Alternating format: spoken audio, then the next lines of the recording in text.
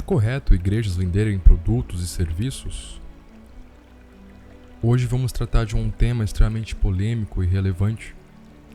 É correto igrejas venderem produtos e serviços? Esse assunto tem gerado debates acalorados e dividido opiniões dentro da comunidade cristã. Há igrejas que mantêm livrarias, vendem camisetas, organizam eventos pagos e até oferecem serviços educacionais ou de consultoria. Mas será que essas práticas estão de acordo com os princípios bíblicos? Vamos analisar à luz das Escrituras. Antes de analisarmos a questão do comércio, precisamos compreender o propósito central da igreja. A Escritura nos diz que a igreja é o corpo de Cristo, chamada para adorar a Deus, proclamar o Evangelho e edificar os santos. Efésios 4, versículos 11 ao 13 diz o seguinte: Ele mesmo deu uns para apóstolos, e outros para profetas, e outros para evangelistas, e outros para pastores e mestres, querendo o aperfeiçoamento dos santos, para a obra do ministério, para a edificação do corpo de Cristo. A missão da igreja é espiritual. Embora existam necessidades materiais que devem ser supridas, a centralidade da igreja está no Evangelho e no discipulado, não no comércio. Um dos episódios mais claros sobre a relação de Jesus com o comércio dentro de um contexto espiritual é a purificação do templo. Lá em João capítulo 2, versículos 13 ao 16, diz o seguinte: E achou no templo os que vendiam bois, ovelhas e pombas, e os cambistas assentados, e tendo feito um azarrague de cordas, lançou todos para fora do templo, também as ovelhas e os bois, e espalhou o dinheiro dos cambistas, e derribou as mesas, e disse aos que vendiam pombas: Tirai daqui essas coisas, não façais da casa do meu pai casa de negócio. Esse texto é frequentemente usado como argumento contra qualquer forma de comércio relacionado à igreja. Porém, é importante observar o contexto. Os comerciantes estavam explorando os fiéis que vinham ao templo para oferecer sacrifícios. Isso transformava a adoração em uma oportunidade de lucro. O ponto de Jesus não era necessariamente contra qualquer forma de comércio, mas contra a corrupção e o desvio do propósito do templo, que era ser um lugar de adoração, segundo Isaías 56, versículo 7. A comercialização tornou-se um obstáculo à verdadeira adoração, algo que nunca deve ocorrer na igreja. A Bíblia reconhece que há necessidades materiais no ministério e que a igreja deve sustentá-las. 1 Coríntios 9,14. Assim ordenou também o Senhor aos que anunciam o Evangelho, que vivam do Evangelho. E Gálatas 6, versículo 6. E o que é instruído na palavra reparte de todos os seus bens com aquele que o instrui. Esses textos deixam claro que é bíblico que a igreja receba apoio financeiro para sustentar seus ministros e suas atividades. Porém, esse sustento não deve se confundir com práticas comerciais que possam comprometer o testemunho da igreja. O modelo bíblico de sustento da igreja sempre foi baseado em dízimos e ofertas voluntárias, e não em transações comerciais.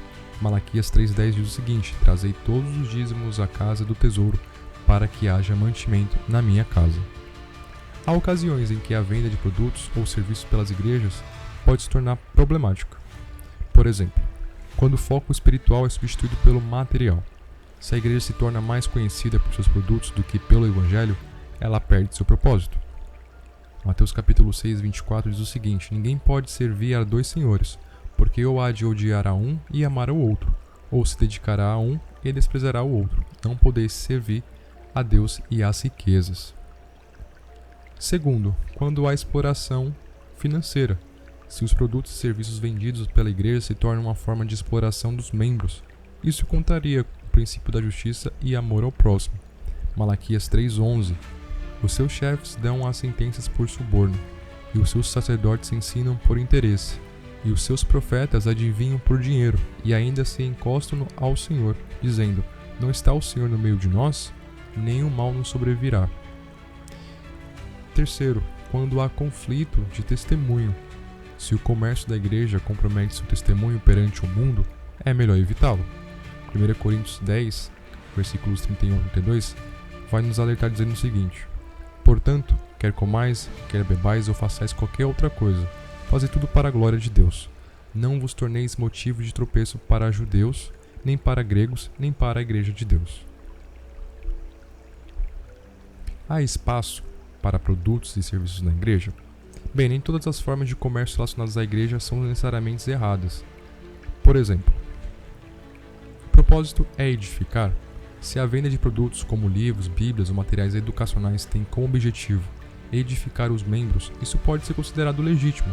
Segundo Timóteo 3, 16 a 17, diz o seguinte: toda a escritura é divinamente inspirada e proveitosa para ensinar, para redarguir, para corrigir, para instruir em justiça, para que o homem de Deus seja perfeito e perfeitamente preparado para toda boa obra. Segundo, é transparente e justo? A igreja deve ser transparente sobre o uso dos recursos provenientes de qualquer venda. Esses recursos devem ser usados para o avanço do reino de Deus, e não para interesses pessoais. Terceiro, não substituir a generosidade. A venda de produtos nunca deve ser uma substituição à prática de dízimos e ofertas. À luz das Escrituras, podemos concluir que a venda de produtos e serviços pela igreja não é, em si, pecaminosa. No entanto, deve ser feita com extremo cuidado para não comprometer o testemunho da igreja, desviar o seu foco espiritual ou explorar os fiéis. Deixo aqui algumas perguntas para reflexão. A prática comercial de sua igreja promove ou prejudica a missão do Evangelho? Os recursos são usados de forma ética e transparente?